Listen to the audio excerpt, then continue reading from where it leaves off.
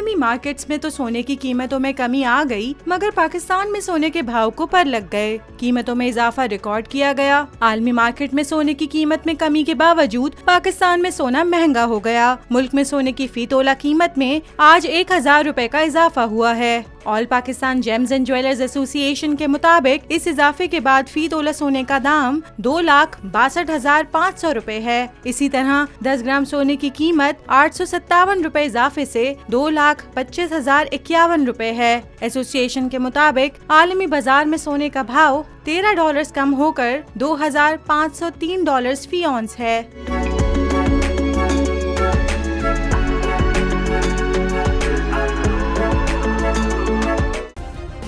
Subscribe करें और bell दबाएं ताकि कोई खबर रह न जाए।